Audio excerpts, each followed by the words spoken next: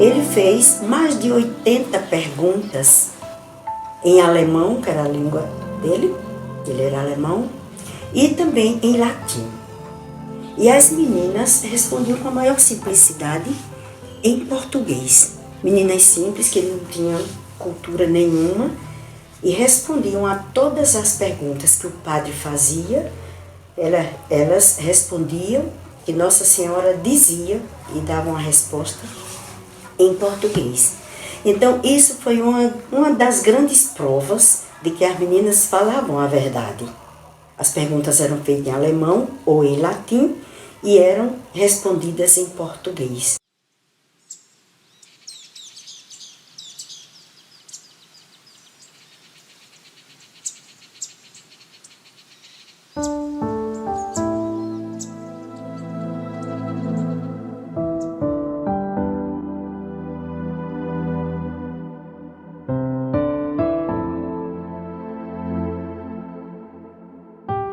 Raras são as ocasiões em que sinais e milagres são mantidos em segredo, especialmente quando se trata de aparições de Maria sob diversos títulos ao redor do mundo.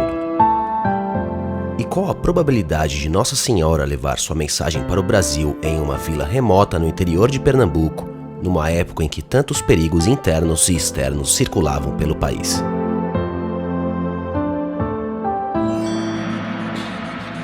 Sabemos das aparições de Maria em Fátima, Lourdes, Cidade do México e tantos outros lugares, sempre pedindo oração, penitência e se comunicando com pessoas simples. Tão maior é a simplicidade da Mãe de Jesus em aparecer para duas pequenas meninas no sítio Guarda, em Simbres, no ano de 1936, e se deixar interrogar pelo padre, que mais tarde seria o responsável por tornar possível que a história fosse contada. Numa época em que o mundo sofria ameaças com o comunismo, em que guerras estouravam e em que o controverso Lampião andava com seus cangaceiros pelos sertões de Pernambuco, podendo ser perigoso a quem aparecesse em seu caminho, a mensagem de Maria era muito simples: rezar e fazer penitência para assim evitar que grandes males afetassem nosso país.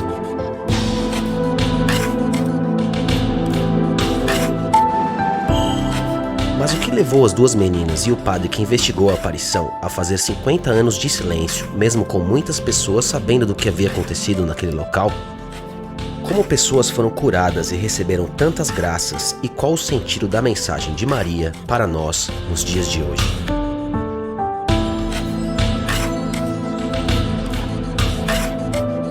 Quando criança, Maria da Luz, que mais tarde ficaria conhecida por Irmã Adélia, já era muito amiga de Maria da Conceição, cuja família não tinha uma boa condição financeira e passava por sérias dificuldades. Assim, foi convidada por Maria da Luz a morar em sua casa por um período, já que as condições de sua família eram melhores. Ana Lígia, autora do livro O Diário do Silêncio, que deu origem a este documentário, estudou o assunto por mais de 3 anos e revela detalhes sobre as duas confidentes e as aparições de Nossa Senhora. Eles tiveram uma identificação espiritual muito grande, as duas brincavam juntas, rezavam juntas, iam para a missa juntas, tinham aproximadamente a mesma idade. Maria da Conceição 2 anos só mais velha do que Irmã Adélia, então Irmã Adélia tinha 13 anos e Maria da Conceição tinha entre 14 e 15 anos. A vila de Simbres, onde a família de Maria da Luz residia em um pequeno sítio, tem uma história interessante com a fé católica. A vila surge em 1659 ou início de 1660, com a fundação de uma missão da Congregação do Oratório pelo padre João Duarte do Sacramento. Em 1762, documentos já citam que naquela vila há uma igreja dedicada a Nossa Senhora das Montanhas. O título vem do fato dos indígenas terem encontrado uma imagem de Nossa Senhora em cima de um tronco de árvore. Por 3 vezes, os oratorianos levaram a imagem embora, e por 3 vezes a imagem voltou a aparecer em cima do mesmo tronco. Então os oratorianos resolvem construir ali uma igreja, e em cima do tronco, o altar. A imagem foi chamada Nossa Senhora das Montanhas por ter aparecido no alto dessa montanha.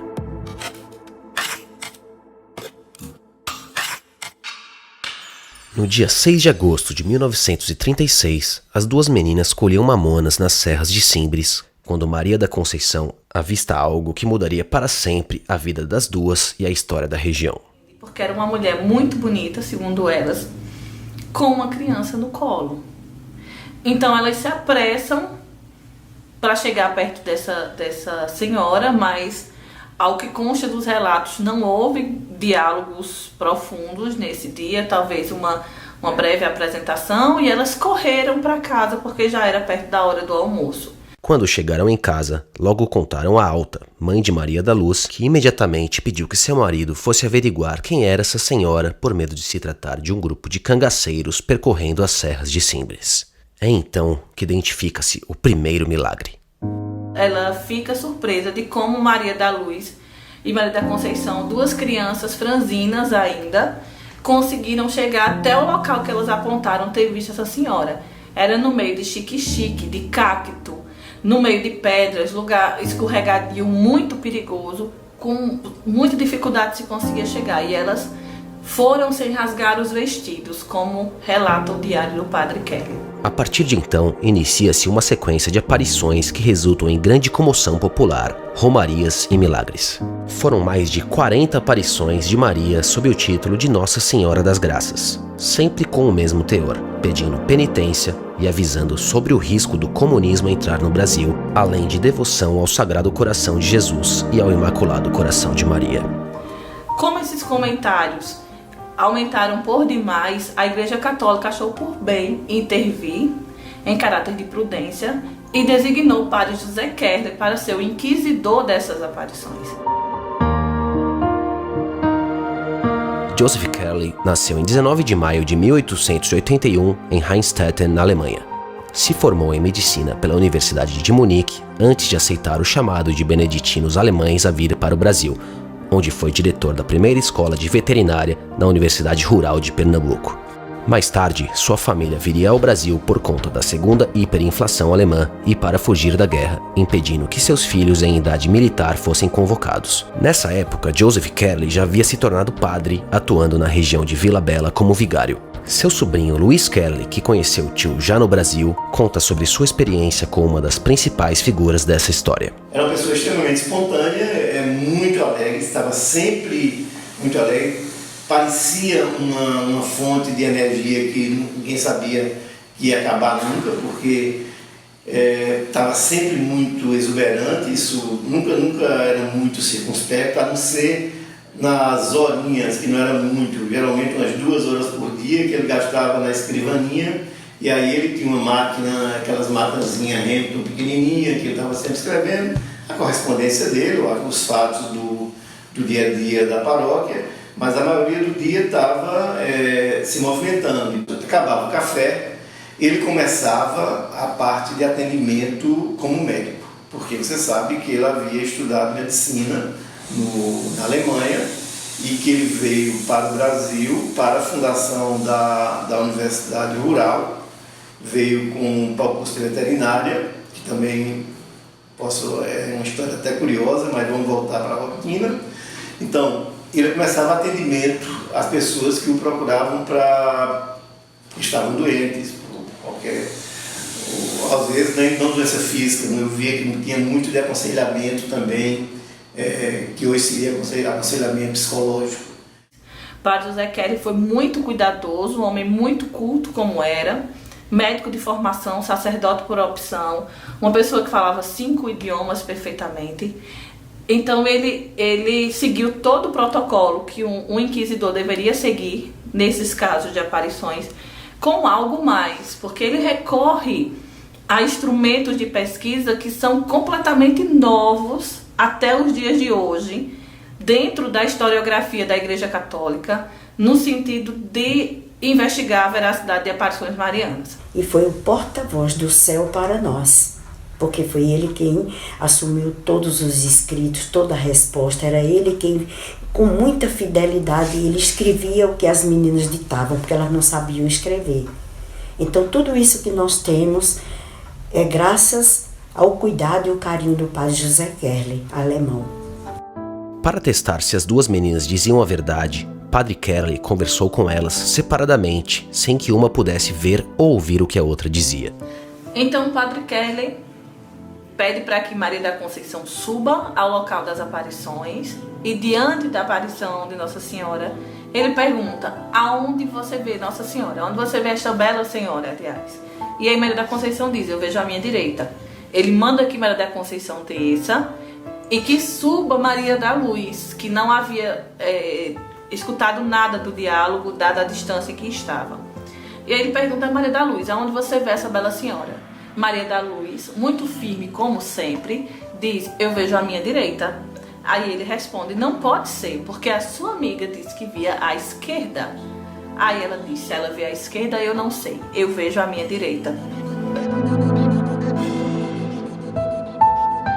Ele fez mais de 80 perguntas em alemão, que era a língua dele, ele era alemão, e também em latim. E as meninas respondiam com a maior simplicidade em português. Meninas simples, que não tinham cultura nenhuma, e respondiam a todas as perguntas que o padre fazia. Elas respondiam, que Nossa Senhora dizia e davam a resposta em português. Então isso foi uma das grandes provas de que as meninas falavam a verdade. As perguntas eram feitas em alemão ou em latim e eram respondidas em português. No lançamento da primeira edição do meu livro, eu convidei um padre para fazer uma palestra no lançamento do livro, e ele veio, fez a palestra, um estudioso mariano. E aí durante a palestra ele falou, eu gostaria que vocês, porque haviam outros padres na plateia, nos ajudassem a decifrar teologicamente a aparição de Simbres. E aí ele citou um fato de que na pedra, um dos sinais deixados por Nossa Senhora é o número 4. E aí nós tínhamos várias teorias para esse 4. E aí ele falou algumas, porque assim, esse 4, ele é muito citado no livro de Padre Kerley, no diário que o Padre Kerley deixou, aliás, porque quando o padre pergunta para as meninas o que significa o 4, elas respondem que Nossa Senhora faz assim, aponta para o céu. E ele não entende. E ele volta a perguntar depois e ela faz o mesmo gesto, aponta para o céu. Então, quando o padre, no lançamento do meu livro, fala sobre esse enigma, tinha um amigo meu judeu que estava do meu lado e diz assim, eu sei o que é o 4. Aí eu disse, o que é o 4? Ele disse, o 4 é o nome de Deus. O nome de Deus é formado por 4 letras, não só aqui no nosso idioma português, mas principalmente no hebraico, que é o tetragrama. E depois, quando eu falei isso para o padre que estava dando a palestra, o padre pulou da cadeira, isso é lindo, isso é lindo, isso é lindo. Agora parece muito óbvio, né? Porque tinha o 4 na pedra e o padre Kerley perguntava às meninas o que significa o 4, as meninas olhavam, Nossa Senhora fazia. E agora a gente sabe que o 4 significava o tetragrama. Mas é óbvio que a gente descobriu o que é. Antes da gente descobrir, não era. E assim, há muitas coisas dentro das 80 perguntas, os 80 questionamentos que o padre Kerley faz e que ainda não foram descobertas. Após testemunhar algumas aparições através das duas meninas, investigar e relatar seus documentos, Padre Kerley tinha provas suficientes de que eram aparições legítimas. Ele fez de tudo para proteger as duas confidentes. Maria da Luz quis ser freira, ele ajudou. Tudo indica que Maria da Conceição ou não quis ser, ou quis ser tardiamente. E aí ele já tinha as posses comprometidas com este compromisso com Maria da Luz. E aí Maria da Luz foi para a Congregação das Damas Cristãs, e é onde ela termina a vida na Congregação das Damas Cristãs. Padre Kerley tornou-se diretor espiritual de Maria da Luz quando ela o pediu por meio de uma carta que a aconselhasse sobre o que fazer após um padre da região a acusar de mentir sobre as aparições. Nessa carta, Maria da Luz relata a Padre Kerley que, ao se confessar com o padre Saturnino da diocese de Pesqueira, o mesmo a chamou de mentirosa, dizendo que ela não falasse que viu Nossa Senhora. Padre Kerley, eu me confessei com o padre Saturnino e ele me chamou de mentirosa e disse que não dissesse que tinha visto. Eu disse que dizia porque eu tinha visto. Ele quis se zangar, mas eu morro por Nossa Senhora. Eu quero que o senhor mande dizer alguma coisa. Desde então, Padre Kerley trocou com ela diversas cartas e bilhetes relacionadas às aparições de Nossa Senhora e à sua vida religiosa. Em uma das cartas ela diz ao Padre Kerley que Nossa Senhora disse que em algum tempo ia ser despertada nela à vocação. E ele respeita esse tempo. Não tem nenhuma correspondência do Padre Kerley que provoque, que incentive ou que cobre. Agora, quando ela diz, eu quero ir ao convento, eu quero ser freira, aí ele mexe com o mundo, ele pede ajuda a pessoas, ele recorre a congregações como as Filhas de Maria, para conseguir levá-la ao convento. É importante ressaltar o cuidado que Padre Joseph Kerley teve de guardar todos os registros, desde seu primeiro contato com a aparição até a última carta que trocou com a irmã Adélia. Isso permitiu que todo o trabalho de pesquisa e apresentação fosse realizado, impedindo que tais registros caíssem no esquecimento e revelando uma história rica em detalhes em que Nossa Senhora se permite ser interrogada, transmitindo mensagens em aparições sem precedentes no Brasil. Essa documentação ficou muito bem guardada pelas damas da Congregação das Damas Cristãs e elas foram muito generosas a ceder essa documentação para a minha pesquisa. E dentro dessa documentação havia o diário da irmã Adélia, havia o diário do Padre Kerley, havia o diário do Frei Estevão, que era um franciscano e que ajudou muito o Padre Kerley no entendimento mariano e teológico de todos esses fatos. Então, porque eu fundamentei em cima desses diários, é que eu chamei o livro de O Diário do Silêncio. Porque eles passaram 50 anos em silêncio, tanto o Padre Kerley, o Frei Estevão, irmã Adélia, e depois descobrimos que também Maria da Conceição. Frei Stephan Röttiger nasceu na Alemanha em 5 de janeiro de 1877 e ordenou-se em novembro de 1906. Era da ordem franciscana e residiu no convento de Pesqueira no ano de 1936, o que o permitiu acompanhar todos os eventos relacionados às aparições em Simbres e ajudar o padre Joseph Kerley na investigação dos fatos. Mesmo após sua morte em 23 de setembro de 1955, ele foi de extrema importância para os estudos sobre as aparições, pois deixou um diário minucioso sobre os acontecimentos em Simbres e foi nos seus escritos que se baseou o livro O Diário do Silêncio. Eu não cheguei a conhecer Maria da Conceição, mas a irmã dela, Dona Júlia, me disse que quando Maria da Conceição, a partir de determinado momento da vida, ia falar da história de Simbres, dizia que não podia porque dava um aperto no coração. Ela não sabia que a irmã Adélia estava fazendo os 50 anos de silêncio. Ela não sabia que o Padre Kerley estava, nem que o Frei Estevão estava. E eles fizeram esse silêncio para que pudessem seguir a vida religiosa deles.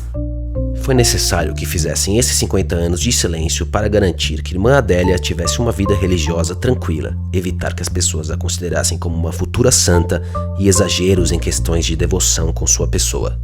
Surgiu até um certo comentário que ela era proibida de contar, de relatar, de falar do assunto, mas a congregação, nossa congregação, nunca a proibiu. E particularmente ela me dizia, jamais, não. Agora, houve um fato que nem todo mundo conhece. É que ela pediu ao seu diretor espiritual que a proibisse de falar. É como ela era muito obediente, ela tendo uma ordem externa, para ela era mais fácil. Então ela pediu, aí ele se confessou, que a proibisse de falar. Então ela se sentiu muito mais segura. Quando as pessoas perguntavam, ela dava sinal de que não tocava nesse assunto. Ela não se sentia superior por ter visto Nossa Senhora. Pelo contrário, ela achava que por ela ter visto Nossa Senhora, ela precisava ser a mais humilde das pessoas. Inclusive, quando rompe-se esse silêncio, é quando ela foi diagnosticada com câncer em estado terminal. O médico deu a ela 3 meses de expectativa de vida. E aí ela pede para vir se despedir aqui em Simbres. E quando ela vem se despedir do local, uma das freiras relatou a mim que ela chorava muito, muito, muito, porque ela teve um conflito muito grande naquele momento. Porque ela achava que, por ela ter feito aquele período de silêncio para que pudesse ter uma vida religiosa, cuidar dos pobres, ser reconhecida e tudo mais, apesar de que muita gente sempre soube quem ela era, ela podia ter impedido que muitas almas se salvassem ou se convertessem. Irmã Adélia, já gravemente doente e sentindo sua saúde enfraquecida, decide pedir à sua superiora, Madre Bernadette, que pudesse revelar às suas irmãs do convento a grande história das aparições, que ocorreram quando jovem no sítio Guarda, em Simbres. Então, convidou um grupo de irmãs para que ouvissem seus relatos. E como ela estava muito doente, ela pedia, naquela ocasião, uma oportunidade de ainda voltar lá ao sítio Guarda para que ela pudesse recuperar um pouco o seu pedido de perdão pelo silêncio que ela vivera durante muitos anos. E Madre Bernadette, na ocasião, consentiu. Disse que ela tinha todo o direito de convidar algumas irmãs que ela tivesse mais intimidade para acompanhá-la nessa viagem. Chegando lá, ela nos convidou a subir até o local onde tinha acontecido as aparições. Mas foi muito difícil. Na época, o acesso ao alto do monte ainda era muito difícil, com muitas pedras, degraus estreitos, num percurso muito íngreme. Após uma subida de desafios, chegaram ao alto do monte, onde Nossa Senhora havia aparecido mais de 40 vezes. Irmã Adélia, então, começou a falar e fez uma oração muito forte de desabafo. E ela pedia a Nossa Senhora perdão por todo o tempo que ela tinha se mantido em silêncio, não tinha comunicado, revelado aquela graça, aquele mistério extraordinário. E por isso talvez o Brasil não tivesse melhorado, porque ela não tinha transmitido a mensagem do céu. Minha Mãe do Céu, se é para que eu ainda possa revelar todo esse mistério, dizer às pessoas essas graças, então que eu ainda possa viver mais um tempinho. A senhora sabe que eu sou muito fraca, eu não sei sofrer, mas se a senhora quiser que eu ainda espalhe essas bênçãos e graças, a senhora peça a seu filho, peça ao Pai, para me conceder ainda um tempo de vida aqui na terra. Eu sou muito fraca para sofrer. Uma das provas que eu acredito na veracidade das aparições é o aumento de pessoas, né, que estão indo lá ao sítio Guarda. O número muito grande de pessoas que procuravam a Irmã Adélia para aconselhamento familiar. Houve muita mudança de família, muita conversão pessoal. Nós temos aí em jornais, aí, mesmo até no dia mesmo da morte de Irmã Adélia, a capela superlotada, a capela do Colégio Damas, e as pessoas iam dar os depoimentos, mas eram depoimentos constantes. Todo mundo queria usar o microfone e se pronunciava. E depois nós recebemos aí, tem até uns depoimentos de pessoas com curas através de orações, né? Filhas revelando, escreveram para nós.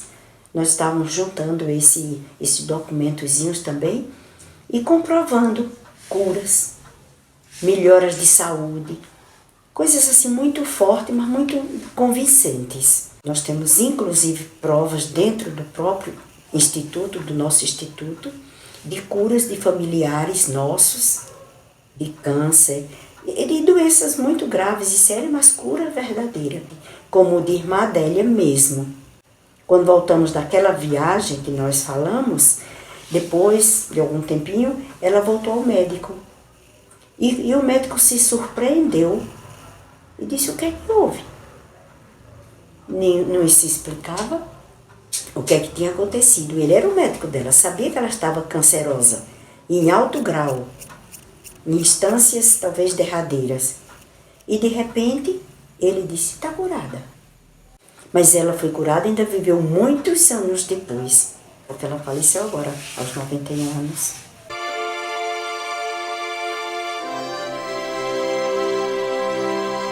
Algumas pessoas realmente, no momento de uma oração forte com ela, com a Irmã Adélia, sentiram realmente. Mas isso são coisas assim muito pequenas que muita gente não acredita, então nós silenciamos, não é?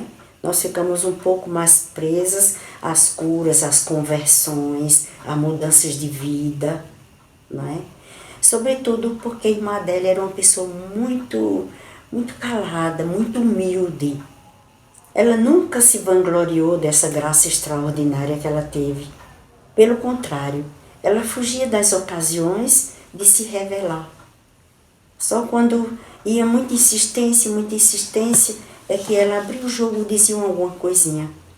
Mas era uma pessoa assim de virtudes muito bonitas, obediência, de uma caridade no meio dos pobres incrível. Ela trabalhou muito com os pobres.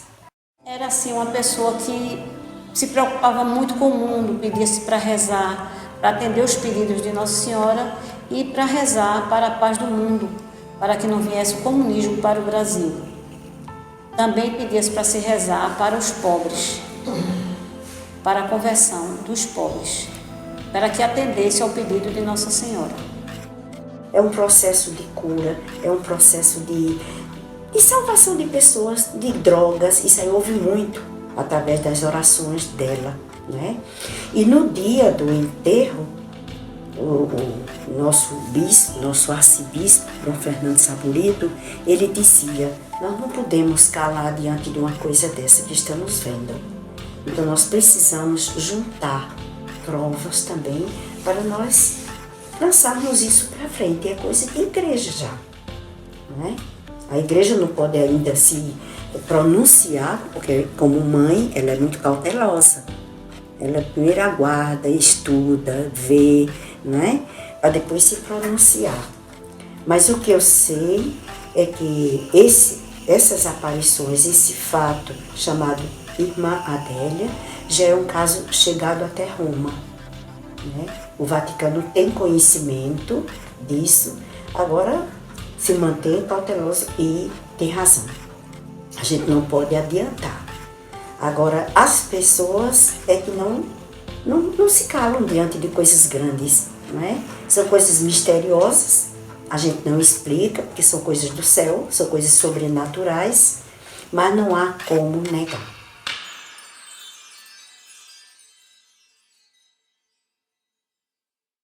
Em uma das perguntas que o padre fez, em latim, ele perguntava: o comunismo virá aqui para o Nordeste, para o Simbres? Nossa Senhora disse não. Ele perguntou novamente: virá para o Brasil? Ela disse sim, se não rezarem e não fizerem penitência. Aí agora a gente já vê um pouco essa realidade, não é? Está aí, estamos ameaçados de uma mudança trágica de um sistema de governo. E a gente vê como é que o Brasil está encarando uma vida de oração, uma vida familiar correta. As leis que estão sendo realmente totalmente aprovadas agora, contra a família, a favor do aborto.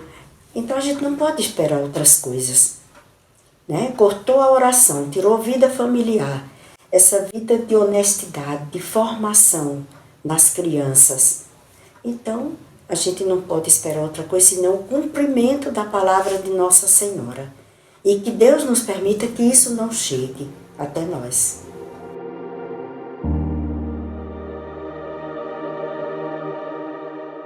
Eu me obriguei a uma pesquisa muito grande que durou 3 anos. Graças a Deus eu tive a bênção de começar a pesquisa para o livro com a Irmã Adélia em vida. Eu ainda tive contato com ela cerca de 2 a 3 anos. Ela tinha conhecimento do trabalho, ela conversava comigo. Ela permitiu que o trabalho fosse feito, porque eu nunca teria lançado o livro se ela não tivesse permitido. Então isso para mim foi assim um incentivo muito grande. Ela permitiu, ela quis que esse livro existisse, apesar de que ela me disse que não veria o livro, e realmente ela não viu, porque o livro foi lançado cerca de 3 meses após o falecimento de Irmã Adélia. Apesar de Nossa Senhora ter aparecido àquelas 2 meninas há mais de 80 anos, sua mensagem é atemporal e chega para nós em um momento importante de nossa trajetória.